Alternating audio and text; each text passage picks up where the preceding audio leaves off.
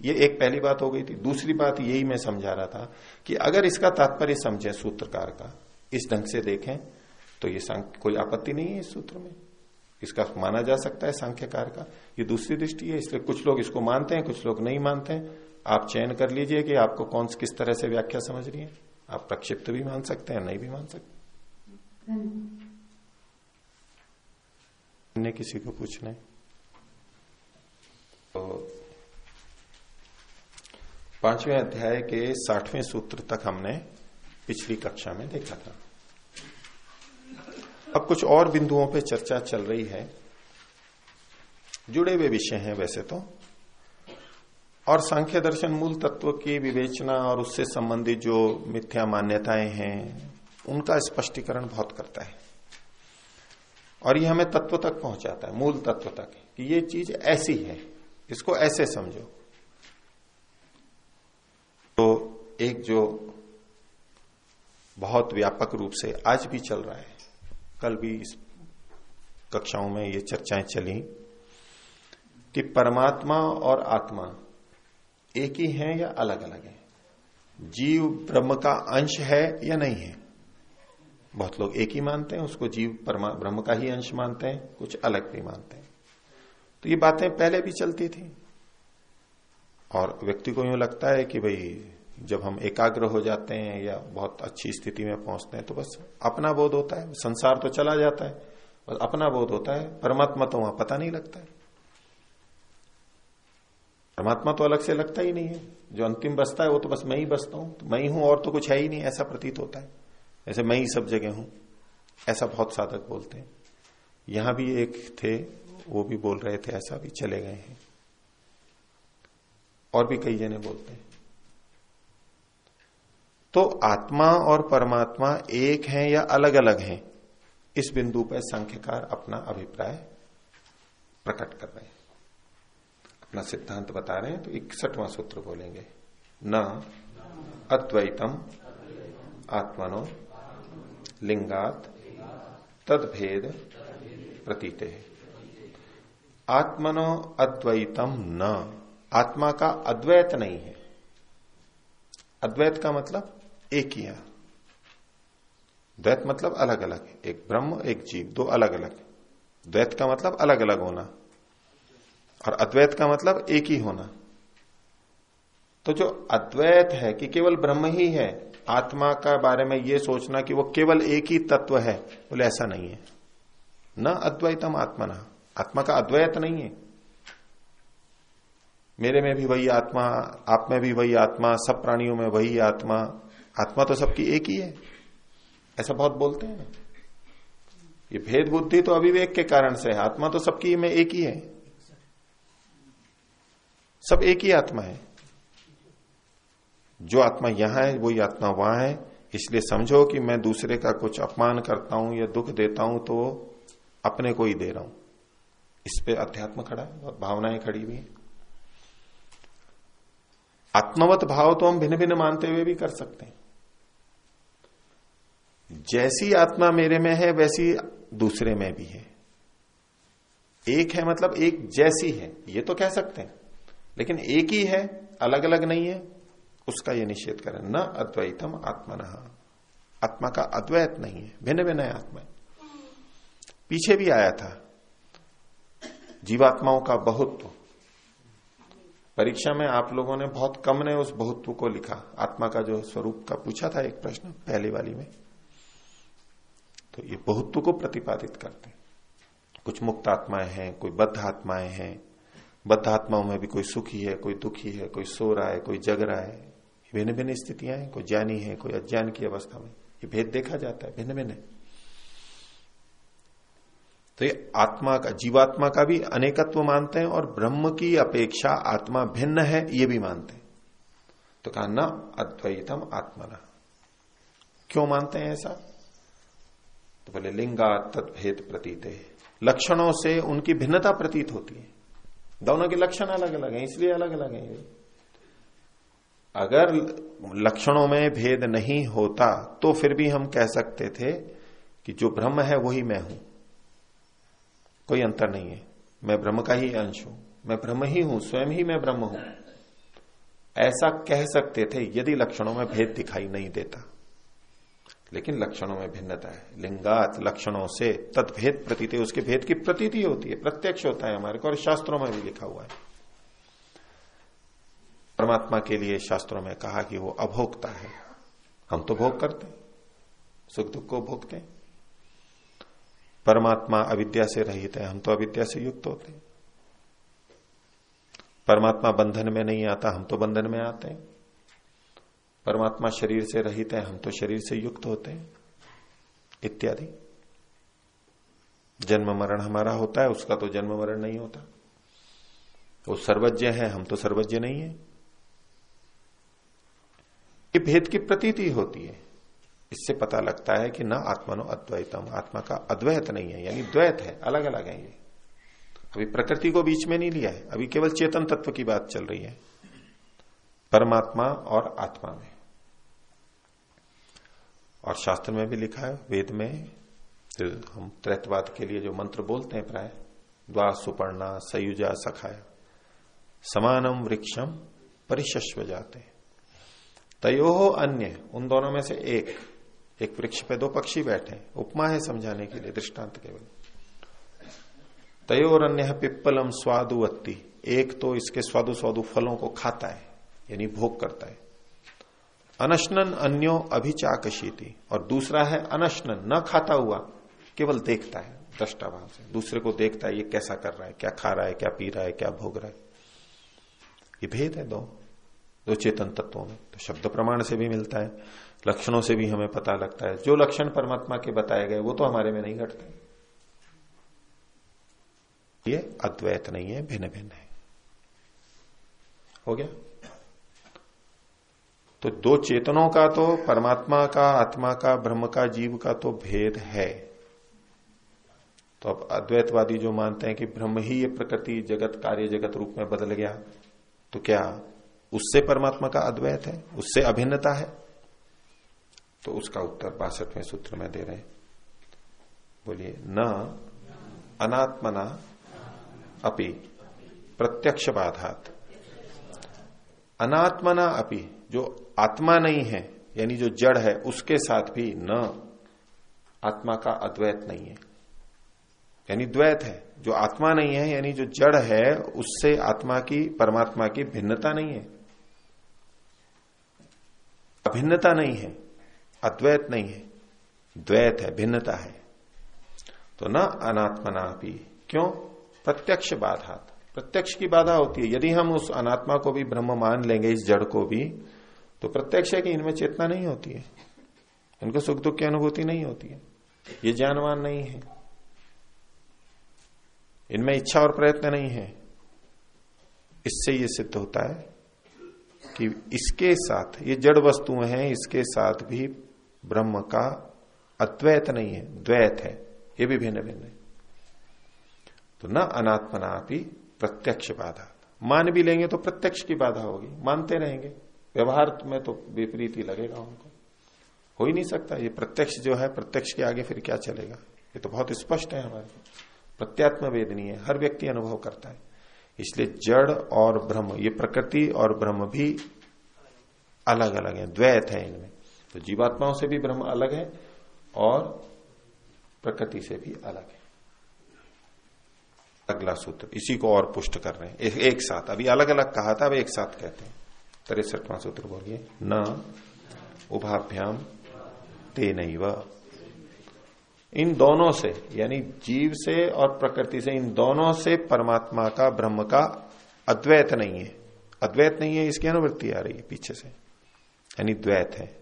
कारण तेनैव, उसी कारण से जो पीछे हमने कहा था। कारण 61वें और 62वें सूत्र में, 61वें में कहा था लिंगात तद्भेद प्रतीत है, 62वें में कहा था प्रत्यक्ष बाधात, उसी उन्हीं हेतुओं से, वही कारण है कि ये दोनों भी परमात्मा से भिन्न है, इकट्ठे दोनों भी, ये दोनों आपस में अलग अलग होते हुए ये परमात्मा से भिन्न है, द्वैत है, इनमें भिन्नता है। तो इस प्रकार से ये त्रैतवाद एकदम स्पष्ट आता है, और भी जगह हमें पता लगता है, यहां एकदम से स्पष्ट है। तो ईश्वर, जीव, प्रकृति, इन तीनों की स्वतंत्र सत्ता है, यही वैदिक विचार है, यही हमारे दर्शनों का विचार है। तो कहने लगे भाई कुछ लोग तो मानते हैं कि अद्वैत है, पहले एक ही तत्व था, उसी एक तत्व से ये सारा कार्य जगत बना। बोले शास्त्रों के कुछ वचन भी ऐसे मिलते हैं कि केवल और केवल एक ही तत्व था और कोई था ही नहीं, और उससे फिर ये सारी सृष्टि उत्पन्न हो गई। तो वचन तो मिलते हैं, जैसे कि आत्मा व इदम एव अग्रे आसीत, एका एव अग्रे आसीत, न अन्यत किंचन मीशत स ईक्षत लोकानुसृजाइति, ऐत्रेय उपनिषद का, कि वो केवल एक ही तत्व था। पहले अग्रे मतलब सृष्टि की उत्पत्ति के पहले केवल आत्म तत्व ही था और कुछ नहीं था। तो उसने कहा कि मैं इन लोक को बनाऊं, और उसने फिर ये बना दिया। अब ये वचन मिल रहा है, ऐसे कई वचन मिलते हैं जिसके आधार पर अद्वैत वाले अपनी अद्वैत की सिद्धि करते हैं। देखो यहां लिखा हुआ है, देखो ये शब्द तो यही कह रहे हैं, वाक्य तो यही कह रहे हैं। तो ऐसा जो हमारे को शास्त्रों में वचन मिलता है, उसके लिए यहां पर सूत्र ये दिया, बोलिए अन्य परत्वम अविवेकानाम तत्र, तत्र ऐसे स्थलों पर जहां ये लोग बोलते हैं ये अन्य परत्वम यानी द्वैत से भिन्न जो अद्वैत की मान्यता वहां लेते हैं, ये अविवेकानाम जो विवेकी नहीं है उन लोगों की दृष्टि में वहां पर अद्वैत होता है। वो ये विवेक नहीं करते, वो केवल शब्द को पकड़ लेते हैं। यहां तो ऐसा लिखा हुआ है, तात्पर्य नहीं समझते किस संदर्भ में ये बात कही जा रही है। ये काव्य के रूप में कहा जा रहा है, न अन्यत किंचन मिशत, और कोई सक्रिय नहीं था उस समय, और कोई इच्छा कर नहीं सकता था। प्रकृति तो जड़ है, वो क्या करेगी, सक्रिय क्या रहेगी। और आत्मा भी प्रलयावस्था में सुषुप्तिवत मूर्छावत था, और कोई सक्रिय नहीं था, केवल आत्मा था। मतलब आत्मा परमात्मा ही केवल जागृत अवस्था में था, सचेतन अवस्था में था, कुछ इच्छा करने की स्थिति में था, कुछ प्रयत्न करने की स्थिति में था, केवल एक वो था। इसका तो तात्पर्य ये है। इसका ये मतलब नहीं है कि केवल ब्रह्म ही था और चीजें थी ही नहीं, थी लेकिन निष्क्रिय थी, उनका होना ना होना कुछ नहीं, अप्रकट रूप में थी, वो अनुभूत थी। वो सृष्टि का प्रारंभ किसने किया? वैसे तो सृष्टि प्रवाह से चल रही है, इससे पहले सृष्टि, उससे पहले सृष्टि, लेकिन जब सृष्टि बनती है उस समय आरंभ कहां से होता है? प्रकृति से आरंभ होता है, आत्मा से आरंभ होता है, या परमात्मा से आरंभ होता है? शुरुआत कहां से होती है उसको बताने के लिए ये वाक्य है। लौकिक उदाहरण ले लें, घड़ा बनाया कुम्हार ने, घड़े का प्रारंभ कहां से? मिट्टी से या कुम्हार से? कहां से प्रारंभ? कहां से? घड़े का प्रारंभ कहां से? कुम्हार के हाथ से, ज्ञान से, मस्तिष्क से। वो घड़ा बिना इच्छा के नहीं बन सकता। उसने पहले इच्छा की, वो जानता भी था बनाना, चलो जानता था, वो एक अलग बात होगी। अब जब एक नया घड़ा, एक नया सृजन हो रहा है, शुरुआत उसकी कहां से होगी? चेतन से होगी, परमात्मा नहीं। अभी केवल घड़े तक देखिए, कुम्हार तक उसने इच्छा की, उसका ज्ञान ये कह रहा है मैं बना सकता हूं, उसका ज्ञान ये कह रहा है कि घड़ा बनाऊंगा, इसको बेचूंगा और इतना मेरे को लाभ होगा, हित अहित देख रहा है, उपयोगिता देख रहा है, साधनों को उसको पता है क्या क्या जुटाने। अब उसने इच्छा की, ज्ञान के अनुरूप उसने इच्छा की। अब यहां घड़े का बनना इस इच्छा से प्रारंभ होगा। शुरुआत कहां से मानेंगे? इच्छा से। अब वो प्रयत्न करेगा, साधन जुटाएगा। अब जो अंदर प्रारंभ था वो वैसे तो दिखता नहीं है हमारे को, लेकिन फिर भी हमें स्वीकार्य होता है कि नहीं, शुरुआत तो अंदर से हुई है। एक शुरुआत हम बाहर से कह सकते हैं कि बाहर से जब से उसने साधन जुटाए, मिट्टी लेके आया या मिट्टी लेने के लिए गया, फावड़ा लेके, गधे को लेके जो चला, वहां कहीं से, यानी बाहर की क्रिया का प्रारंभ हम फिर भी कहीं ना कहीं से मान सकते हैं, लेकिन उससे पहले जो हुआ वास्तव में तो वहां से प्रारंभ है। एक चित्रकार चित्र बनाता है, कहां से प्रारंभ है? बोले जब से उसने कूची को पकड़ा, पुरुष को पकड़ा, वहां से प्रारंभ है। ये बाहर का तो ठीक है, कह सकते हो आप कहीं से, वो पहले वो शीट लेके आया, रंग लाया, कुंची को भी बाद में पकड़ा, ठीक है, उसने साधन जुटा, लेकिन वास्तव में शुरुआत कहां से हो रही है? इच्छा से। वो चेतन की होती है। तो इस सृष्टि का प्रारंभ कहां से है, शुरुआत कहां से है? चेतन से ही होगा, जड़ से तो हो नहीं सकता। तत्व तीन ही है, पीछे बताई दिए, एक जड़ है और दो चेतन है, और उनमें भिन्नता है। जड़ अपने आप इच्छा कर नहीं सकती, लक्षण ही नहीं है जड़ का, इसलिए सृष्टि का प्रारंभ प्रकृति से नहीं माना जा सकता। कारण रूप प्रकृति थी, सत्वर स्तंभ की साम्य अवस्था थी, लेकिन वो सक्रिय नहीं, कुछ भी नहीं था, शुरुआत वहां से नहीं हो सकती। और चेतन आत्माओं के लिए है, चेतन आत्माएं भी अज्ञानी है, उनको भी कुछ नहीं पता, हमें भी नहीं पता कि कैसे सृष्टि का प्रारंभ होता है, कैसे किया होगा। वैज्ञानिक परिकल्पना करते हैं, शास्त्रकार बताते हैं, वो एक, लेकिन क्या हमारे को किसी को अनुभूति नहीं होती इसकी, किसी को भी। तो सृष्टि का प्रारंभ परमात्मा से होता है, उसने इच्छा की कि मैं बहुत रूप में हो जाऊं, एक कार्य रूप में हो जाऊं, उसका स्वभाव है, वो जीवों को कर्मों का फल देना है उसको। इस बात को केवल बताया जाता है कि उस समय केवल एक परमात्मा था और कुछ क्रियाशील नहीं था। अब इस वाक्य का अर्थ वो ये ले लेते हैं कि ब्रह्म था, परमात्मा था, और उसी ने फिर जीव बना दिया और उसी ने प्रकृति बना दी, अविद्या से ग्रस्त हो गया और वो कर दिया। उसको तो अपने लिए कोई आवश्यकता ही नहीं है, जो तृप्त है, आप्तकाम है, इसमें कोई न्यूनता नहीं है, आनंद से तृप्त है, उसको अपने लिए क्या कामना हो सकती है? असंभव।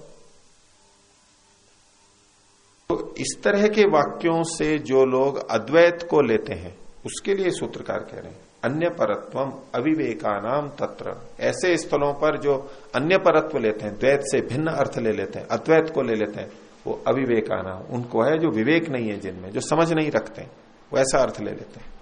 वाक्य का तात्पर्य वहां पर समझना चाहिए। तो शब्द प्रमाण से भी, इनका कहना है कि शब्द प्रमाण से भी त्रैतवादी सिद्ध होता है। जितने वाक्य हैं उसका अगर अद्वैत परक अर्थ कोई ले रहा है तो ये उनका अविवेक है, उसका उचित अर्थ हमें लेना चाहिए। अहम ब्रह्मास्मि, इसको भी जब अद्वैत में ले लेंगे, इस वाक्य का अलग अर्थ है। महर्षि दयानंद ने स्पष्ट लिखा सत्यात प्रकाश, वो अर्थ नहीं है जो आप ले रहे हो, वो अविवेकी लोगों का है, जो समझ नहीं रहे हैं बात को, अकेले मोटे मोटे शब्दों को लेकर के और बाहर से उसको कह देते हैं या तो अद्वैत का कथन है। तो अन्य परत्वम अविवेकानाम तत्र हो गया। किन्हीं को पूछना है कुछ? आगे देखिए।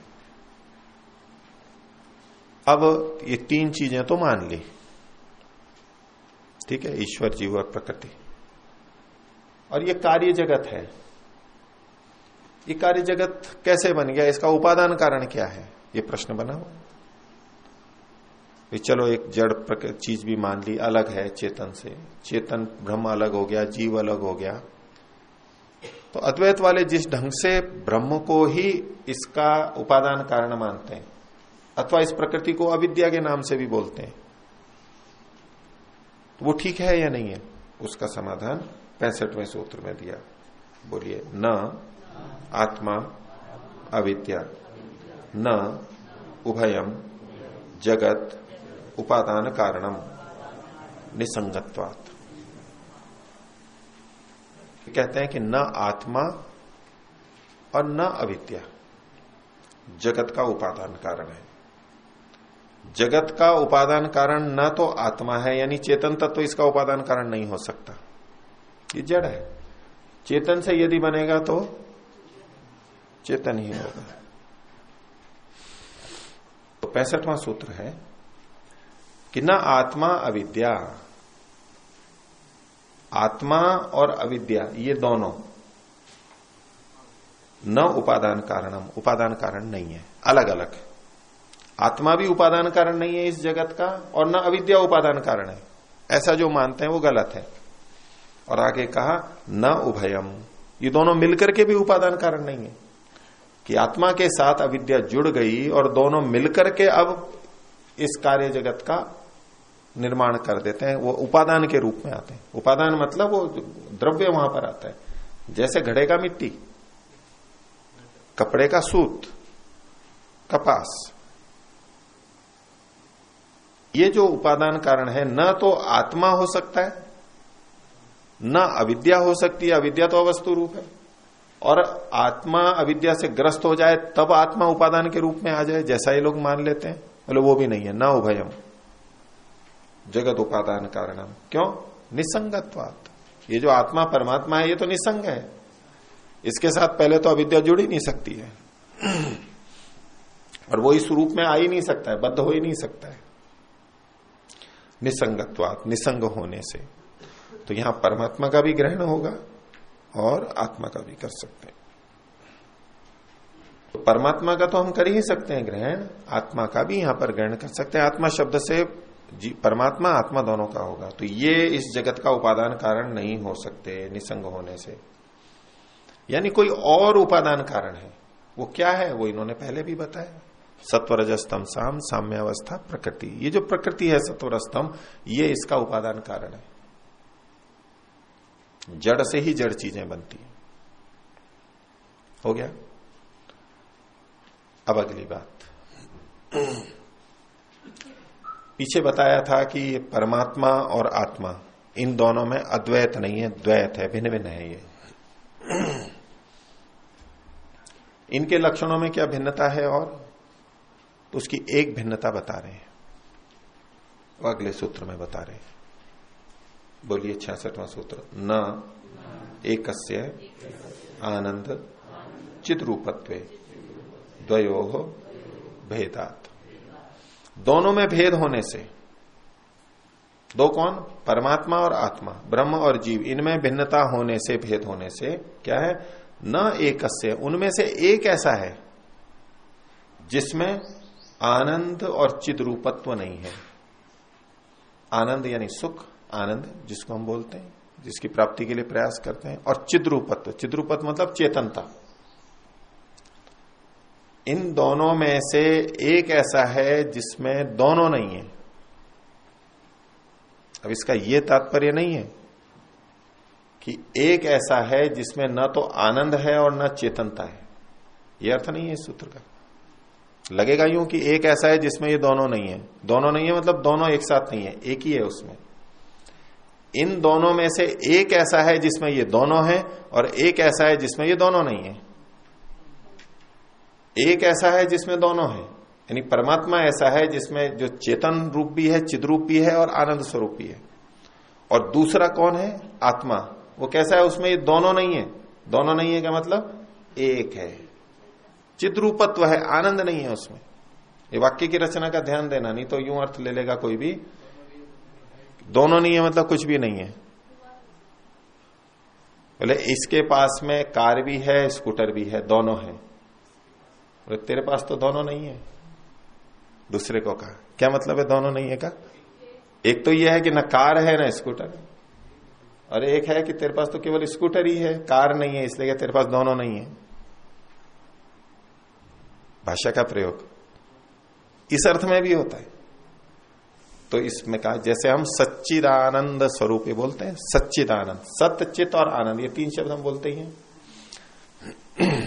सत्ता जो है ये तो प्रकृति की भी है, जीव की, आत्मा की भी है और परमात्मा की भी है। सत्ता तो तीनों में है। अब इसको छोड़ दीजिए सत को। और चित और आनंद के लिए क्या कहते हैं? परमात्मा में वो चित भी है और आनंद भी है, यानी सच्चिद आनंद है, तीनों चीजें हैं उसमें तो। और आत्मा में सत और चित है, आनंद नहीं है उसमें। और प्रकृति में न वो चित रूप है न आनंद रूप है, वो तो केवल सत है। उस बात को यहां कहा जा रहा है आत्मा और परमात्मा के संदर्भ में। साधना में बहुत लोग इस बात को बोलते हैं आत्मा के संदर्भ में कि हम तो आनंद स्वरूप हैं। आनंद केवल ओझल हो गया है हमारा, अविद्या के कारण, बंधन के कारण। मुक्ति में जाते हैं तो मुक्ति में आत्मा का ही अपना आनंद अभिव्यक्त हो जाता है। अभी अप्रकट है, फिर व्यक्त हो जाएगा। न्याय दर्शन में भी चर्चा आती है, वात्स्यायन भाष्य के अंदर मुक्ति का सूत्र है, उसकी व्याख्या में कि क्या मुक्ति में जो आनंद होता है वो आत्मा का ही आनंद प्रकट हो जाता है। अभी तो अप्रकट है और फिर प्रकट हो जाता है। जैसे लकड़ी में अग्नि है, अभी अप्रकट रूप में है, जब जल नहीं रही है और जब जल जाएगी तो उसमें से अग्नि प्रकट हो जाएगी। क्या आनंद ऐसा है कि आत्मा में अपना है और छुपा हुआ है और बाद में प्रकट हो जाएगा? तो उसका निषेध कर रहे हैं। आत्मा में आनंद नहीं है, अपना आनंद नहीं है।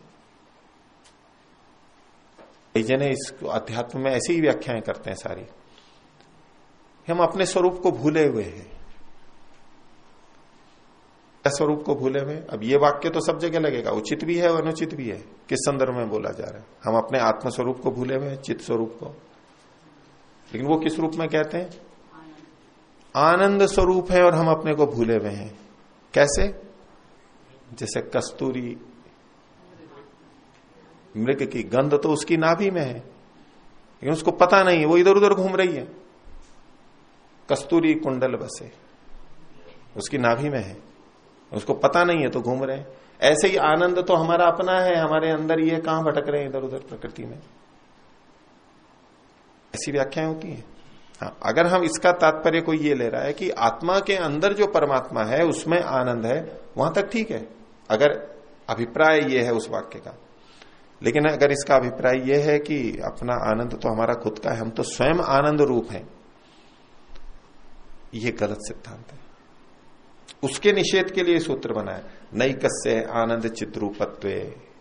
ये जो दो चेतन है आत्मा परमात्मा, इसमें से एक ऐसा है जिसमें आनंद और चिद्रूपता दोनों इकट्ठी नहीं है, एक ही चीज है उसके अंदर। और वो कौन सी है? चिद्रूपत्व है। क्योंकि आत्मा तो चेतन होगा ही, चेतन तत्व तो है ही। क्योंकि जो अनात्मा है वो तो जड़ है, वो प्रकृति है।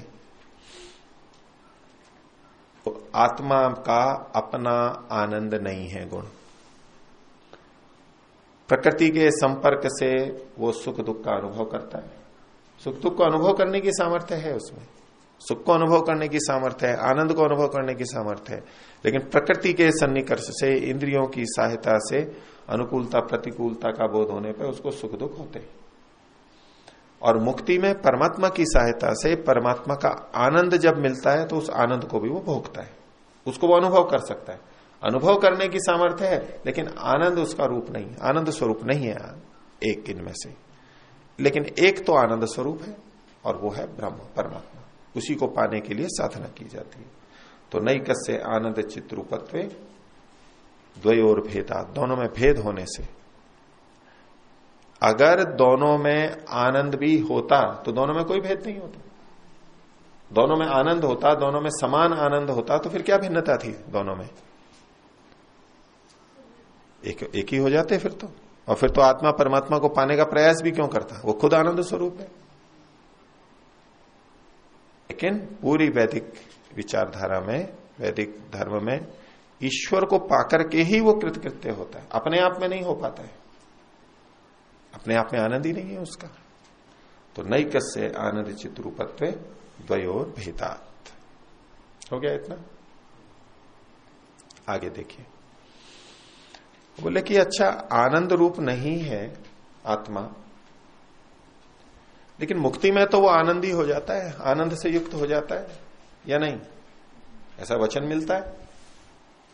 तो बोले ठीक है, मुक्ति में आनंद रूप होता है, तो क्या मुक्ति आनंद स्वरूप है? तो उसके लिए अब एक उत्तर दिया जा रहा है। 67वां सूत्र बोलिए, दुख निवृत्ते है गौणः। मुक्ति में जो आनंद की बात कही गई है वो दुख निवृत्ति की अपेक्षा गौण है। मुक्ति में किसकी मुख्यता है? दुख की निवृत्ति की। मुक्ति शब्द ही ये कहता है छूटना। छूटना किससे? दुखों से। उसका नामकरण ही इससे हुआ है, मोक्ष, छुटकारा, छूटना। किससे? दुखों से। तो दुखों की निवृत्ति ही है वहां पर मुख्य बात। वहां जो आनंद प्राप्त होता है वो तो गौण है, अप्रधान है। लेकिन कहा तो जाता है वहां मुक्ति में बहुत आनंद है, ये बोला जाता है, लोगों को प्रेरित भी किया जाता है। तो यहां किया जाता है, वो किन लोगों के लिए? 68वां सूत्र बोलिए, विमुक्ति प्रशंसा मंदानाम। ये विमुक्ति की, मुक्ति की, पूर्ण मुक्ति की प्रशंसा मात्र की जा रही है कि वहां पर खूब आनंद है, आनंद ही आनंद है। किन लोगों के लिए? मंद लोगों के लिए, उनकी दृष्टि से। वैसे हम अपने को कितना भी बुद्धिमान माने, लेकिन जो मंद बुद्धि वाले हैं, कम ज्ञान वाले हैं, उनको इस तरफ आकर्षित करने के लिए यह कहा जाता है कि वहां आनंद है। क्योंकि जो मंद बुद्धि होता है वो केवल सुख के पीछे भागता है, संसार में भी। उसके साथ दुख मिले उसकी वो चिंता नहीं लगती है, वो सोचता ही नहीं है, सुख मिलना चाहिए बस, उसकी दृष्टि केवल सुख पे ही है। ये कम बुद्धि वाला, कम समझ वाला व्यक्ति होता है। दुनिया में ऐसे बहुत लोग होते हैं, उसके सुख मिल रहा है, अभी मिल रहा है तो बस करना है, पाना है, इसको अति करनी है, उसमें दुख को नहीं देखेगा वो। ठीक है, वो चल रहे हैं। और एक दूसरा व्यक्ति होता है, उससे थोड़ा समझदार होता है, वो सुख को भी चाहता है, लेकिन ऐसे सुख को नहीं चाहता जिसमें दुख है। अगर भविष्य में दुख आ रहा है तो उसको छोड़ देगा, नहीं चाहिए मुझे ऐसा सुख। उसको दोनों चीजें चाहिए, सुख भी चाहिए और दुख की निवृत्ति भी चाहिए। दुख मिश्रित सुख उसको नहीं चाहिए। दोनों में से कौन अधिक समझदार है? एक ये जो दुख की कोई सोचता ही नहीं है, कोई नकारात्मक दृष्टि नहीं, शुद्ध सकारात्मक दृष्टि, पॉजिटिव थिंकिंग, सुख है बस। एक तो वो है, और एक दोनों को देख रहा है, सुख भी है और दुख भी है, दोनों दिखाई दे रहे हैं उसको। कौन बुद्धिमान है? दूसरा बुद्धिमान है ना। तो जो केवल सुख को देखता है वो मंद है। तो ऐसे लोगों को भी तो मुक्ति की प्रेरणा देनी होगी, या उनको कहेंगे कि नहीं आप तो छोड़ो, आपके लिए तो मुक्ति है ही नहीं। उनको भी प्रेरित करना है। तो उनको यही कहेंगे, देखो संसार का सुख तो बहुत छोटा सा है, क्षणिक है, परमात्मा सुख का सुख तो बहुत बड़ा है, मुक्ति का सुख तो बहुत बड़ा है, आनंद बहुत बड़ा है। और उनको यही भाषा समझ में आएगी, उनको सुख की, आनंद की भाषा ही समझ में आएगी, तभी वो आकर्षित होंगे। दुख निवृत्ति वाली बात उनके दिमाग में नहीं है या गौण है बिल्कुल। तो ऐसे लोगों को भी मुक्ति की तरफ आकर्षित करने के लिए, मुक्ति की प्रशंसा ऐसे लोगों के सामने भी रखने के लिए, मुक्ति का महत्व तो उनके मन में भी आए, इसलिए यह कथा कहा जाता है कि वहां पर आनंद आए। लेकिन मुक्ति में क्या चीज मुख्य है? आनंद की प्राप्ति मुख्य है या दुख की निवृत्ति मुख्य है? ये बुद्धिमानों का लक्षण है, आप सब बुद्धिमान है। और जो दोनों को है कि नहीं, मेरे को कोई कहे उसको कि नहीं दुख की निवृत्ति हो जाएगी, बोले नहीं मेरे को सुख भी चाहिए, केवल दुख की निवृत्ति से उसको तृप्ति नहीं है, दुख की निवृत्ति से सुख भी तो होना चाहिए। तो ऐसे लोगों के लिए कहा जाता है कि मुक्ति में दुख की निवृत्ति भी है और सुख की प्राप्ति भी है, वो इससे आकर्षित होते हैं, उनके लिए दोनों बात कही जाती है।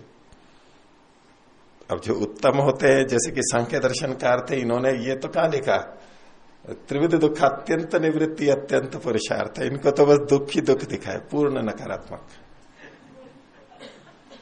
नेगेटिव अप्रोच, बिल्कुल उसको कि ये दुख नहीं आना चाहिए, बस ये ही अंतिम लक्ष्य। ये उत्तम अधिकारी माने जाते हैं। वैसे होते हैं कि नहीं मेरे को गलत चीज नहीं चाहिए, कितना भी हो गलत नहीं हो चाहिए, शुद्ध दुख नहीं चाहिए मेरे को बिल्कुल भी। दूध आता है ना, शुद्ध पवित्र दूध, अब उसमें लोग पानी भी डाल देते हैं, गंदा पानी भी डाल देते हैं, उनको उससे क्या लेने देना कि शुद्ध है या कैसा पानी है। तालाब का भी डाल देते हैं, जोड़ का भी, और तालाब का डाल देते हैं तो पता भी नहीं लगता है लोगों को, क्योंकि तालाब का पानी आप पहले डालते थे, अब तो और दूसरे आ गए आजकल, डिटर्जेंट पाउडर और ये सब क्या सोडा और ये पता नहीं क्या क्या चीजें, यार बहुत चीजें आगे मिला देते हैं। तो नल का पानी क्यों नहीं डालते थे वो? ये जो जोड़ का पानी होता है ना, उसमें थोड़ी मिट्टी मिली हुई होती है, गदला होता है, वो भारी होता है, मोटा मोटा। सादा पानी डाल देंगे तो दूध पतला लगेगा पीने वालों को, तो वो डाल देते हैं ना तो थोड़ा गाढ़ा होता है, तो प्रतीति नहीं होती है, इसलिए जोड़ का पानी डालते, बुद्धिमान थे। एक कारण है ये, उनको इतना पता समझ में आ जाएगा कि मैं शुद्ध कुएं का पानी डालूंगा तो पता लग जाता है लोगों को पानी डाल दिया, जोड़ का पानी डालूं, नहर का पानी डालूं तो पता नहीं लगता है लोगों को, और उसको बुद्धिमान है। तो वो सब मिला हुआ है, मान लीजिए दोनों। अब बिल्ली कुत्ते आते हैं, जो आते हैं उनको पता नहीं है कि ये गंदा है क्या है, या मनुष्य को भी नहीं पता, उसको तो बस दूध दिखाई दे रहा है, सुख दिखाई दे रहा है और उसको सेवन कर रहा है। हाँ, दुख से छूटेगा नहीं, वो हानि तो होगी उसको। दूसरा कह रहा है कि नहीं, मेरे को सुख भी चाहिए लेकिन दुख भी नहीं चाहिए, ऐसा चाहिए। और तीसरा कह रहा है कि सुख मिले न मिले, दुख नहीं मिलना चाहिए मेरे को, संक्रमित पानी नहीं होना चाहिए, रोग नहीं आना चाहिए मेरे को, इससे लाभ हो या नहीं हो मेरे को कोई परवाह नहीं है, ऐसा पानी नहीं पीना मेरे को जिससे रोग आ जाए। उसकी दृष्टि केवल इसी पे ही है। ये उत्तम माना जाता है। जो अधिकारियों की त्रिविधता मानी जाती है, अधिकारी त्रैविध्यात न नियमा, पीछे एक सूत्र आया था कि कौन जल्दी मुक्ति को प्राप्त कर लेता है, कौन देरी से करता है, उसमें अपनी अपनी योग्यता भी होती है। वो अधिकारी त्रैविध्य है।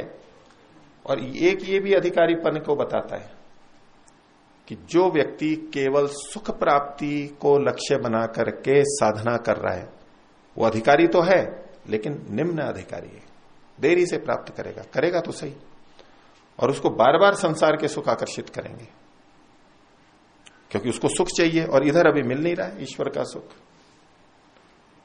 और सुख तो चाहिए, ये उसके मन में बैठा हुआ है, सुख के बिना वो रह नहीं सकता है, तो बार बार जाएगा ही प्रकृति में, प्रकृति के सुख को भोगेगा। उसको उतनी ही देर लगेगी मुक्ति को प्राप्त करने में, क्योंकि सुख प्राप्ति उसके लिए लक्ष्य बना हुआ है, मुख्य बना हुआ है। लेकिन फिर भी प्रयास कर रहा है तो जाएगा तो सही, वो भी आगे थोड़ा ऊंचाई पे आएगा। वो ऊंचाई पे आएगा तो लगेगा कि नहीं, सुख तो चाहिए लेकिन ये दुख वाला सुख नहीं चाहिए मेरे को। अब प्रकृति के सुखों से थोड़ा वो हटने लगेगा, नहीं यहां तो दुख भी दिखाई दे रहा है, ये बाधा भी दिखाई दे रही है। ये जो दुख मिश्रित सुख है, इसको नहीं लेना है, भले ही शुद्ध सुख बाद में मिले लेकिन लेना शुद्ध ही है मेरे को। शुद्ध दूध आएगा, मैं प्रतीक्षा कर लूंगा 1 घंटा, आधा घंटा, शुद्ध घी आएगा, भले ही 10 दिन बाद आएगा, लेना तो मेरे को वही है। अभी ये मिलावटी नहीं लेना है, बिना खाए रह लूंगा लेकिन मिलावटी नहीं लूंगा। वो प्रतीक्षा कर लेता है, सहन शक्ति आ जाती है। तो भले ही अभी परमात्मा का साक्षात्कार नहीं हुआ, आनंद नहीं आया, तो भी वो टिका रहता है कि नहीं आके मिलेगा मेरे को। वो सुख की खोज में एकदम प्रकृति की तरफ नहीं चला जाता, नहीं चलो जैसा है वैसा तो ले लो। बहुत से साधक ये समस्या बताते हैं, बोले क्या करें, प्रकृति ईश्वर का आनंद तो अभी आया नहीं है, तो आत्मा तो सुख लेना चाहेगा ही, तो बार बार संसार की तरफ प्रवृत्ति होगी। तो ठीक है, वो भी एक स्तर है, वैसा है तो भी साधना पे चलते रहे। एक स्तर पे आएगा कि नहीं, दुख वाला तो नहीं चाहिए, सुख तो फिर भी चाहिए। और फिर एक और स्तर आएगा कि केवल दुख नहीं चाहिए बस मेरे को। ये तो अधिकारी की त्रिविधता होगी, और वो तेजी से जाता है। जो केवल दुख निवृत्ति को ही मुख्य मानता है, वो तेजी से जाता है। तो ये प्रसंग ये था कि मुक्ति, आत्मा का तो आनंद है नहीं खुद का, परमात्मा का आनंद मिलता है। बोले फिर मुक्ति का स्वरूप भी आनंद स्वरूप बताया जाता है, तो वो बोले गौण है वो, तो मुख्य तो उसमें दुख की निवृत्ति है। मुक्ति के प्रति आकर्षण आनंद मिलने के लिए अधिक नहीं है, दुख की निवृत्ति हो जाती है, जन्म मरण का बंधन छूट जाता है, त्रिविध दुख हट जाते हैं, ये मुख्य है। तो दुख निवृत्तेर गौण, तो बोले कथन क्यों करते हैं, तो मंदा नाम विमुक्ति प्रशंसा, मंदों के लिए मुक्ति की प्रशंसा है, उनके लिए केवल ये कहा जा रहा है, वास्तव में नहीं। ठीक है, तो आज की कक्षा, ये कक्षा इतनी रखते हैं। प्रणाम।